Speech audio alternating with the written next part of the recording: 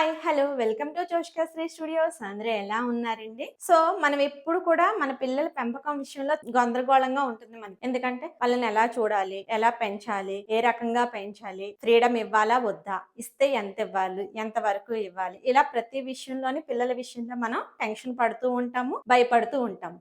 So దీనికైతే నేను ఒక చిన్న ఎగ్జాంపుల్, మంచి ఎగ్జాంపుల్ చెప్తాను. వీడియోని అయితే స్కిప్ చేయకుండా చూడండి. ఫస్ట్ ఆఫ్ ఆల్ మనలో రెండు రకాలుగా పెంచుతారు పిల్లల్ని. ఒకటి ఫ్రీడమ్ బాగా ఇస్తారు. అంటే ఏది చెప్పినా వింటారు, ఏది కావాలన్నా కొనిస్తారు, ఏం చేసినా ఒప్పుకుంటారు. సో వాళ్ళకి కావాల్సినవన్నీ వాళ్ళకి ఇచ్చేయడం వల్ల వాళ్ళకి ఫస్ట్ వస్తువు అనేది దక్కుతుంది, కానీ ఆ వస్తువు యొక్క విలువ వాళ్ళకి తెలియదు. ఎప్పుడు కూడా కొన్నిసార్లు ఎలా అనిపిస్తుంది అంటే అతిగా మనం ఫ్రీడమ్ ఇవ్వడం వల్ల వాళ్ళు కొన్నిసార్లు మన మాట వినరు. మేము ఏం చేసినా మా వాళ్ళకి నచ్చుతుందనే ఉద్దేశంతో కొన్నిసార్లు నచ్చని పనులు కూడా చేస్తూ ఉంటారు, తప్పటడుగులు కూడా వేస్తూ ఉంటారు. కొన్నిసార్లు చాలా కఠినమైన నిర్ణయాలు తీసుకొని ఎవరైతే ఫ్రీడమ్ ఇచ్చారో ఆ తల్లిదండ్రుల్ని బాధకు కూడా గురి చేస్తూ ఉంటారు. సో ఫ్రీడమ్ అనేది ఎక్కువగా ఇచ్చి గారభం చేసి మన పిల్లల్ని మనమే కొన్నిసార్లు చెడగొడుతూ ఉంటాం. రెండోది వచ్చేసి అసలు ఫ్రీడమ్ ఇవ్వకపోవడం. అంటే అసలు ఫ్రీడమ్ ఇవ్వరనమాట. ప్రతి దానికి ఏది కావాలన్నా నీకెందుకు, నీకు అవసరం ఏంటి, నేను ఎందుకు కొనివ్వాలి అని చెప్పి చాలా నిర్లక్ష్యంగా మాట్లాడుతూ ఉంటారు. మళ్ళీ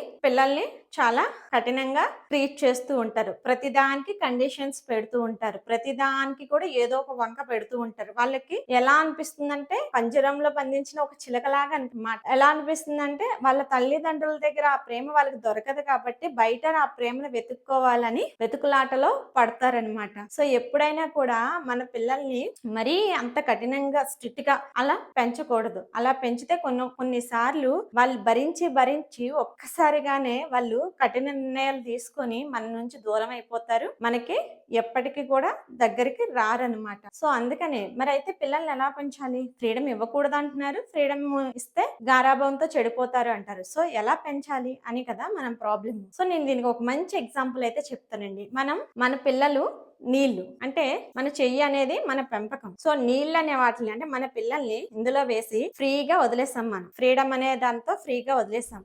సో మన పిల్లలు ఉంటారా ఇందులో? చేదాడిపోతారు. సో అదే మన పిల్లలు నీళ్లను ఇందులో వేసి గట్టిగా పిడికిలు బిగించాం ఉంటారా?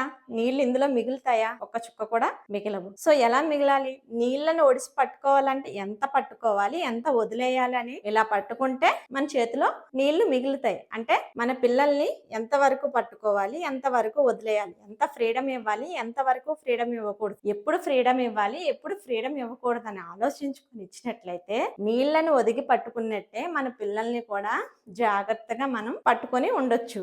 సో వాళ్ళ పెంపకంలో కూడా ఎలాంటి కష్టాలు కూడా ఉండవన్నమాట. సో ఇవ్వాలి ఫ్రీడమ్, కానీ ఇవ్వాల్సిన టైంలోనే ఇవ్వాలి. కొన్నిసార్లు ఇవ్వకూడని టైంలో ఇవ్వకూడదు. ఆ ఇవ్వాల్సిన టైం ఏంటి, ఇవ్వకూడని టైం ఏంటి అనేది మనం ఆలోచించుకొని వాళ్ళకి ఆ ఫ్రీడమ్ అయితే ఇవ్వాలి. ఎలా నీళ్లు ఒదుగుంటాయో మన పిల్లల్ని కూడా ఎంతవరకు ఫ్రీడమ్ ఇచ్చి ఎంతవరకు ఫ్రీడమ్ ఇవ్వకుండా ఉంటే ఆ కంట్రోల్లో ఉంటారో చూసుకొని అలాగా ఇవ్వాలన్నమాట. సమయానికి తగ్గట్టు మనమైతే చూసుకోవాలి. సో కంటెంట్ నచ్చినట్లయితే వీడియోని లైక్ చేయండి, షేర్ చేయండి, అండ్ కొత్తగా చూస్తున్న వాళ్ళు సబ్స్క్రైబ్ చేసి మళ్ళీ కొత్త కంటెంట్ తో కలుసుకుందాం. Until then bye bye. Thank you all.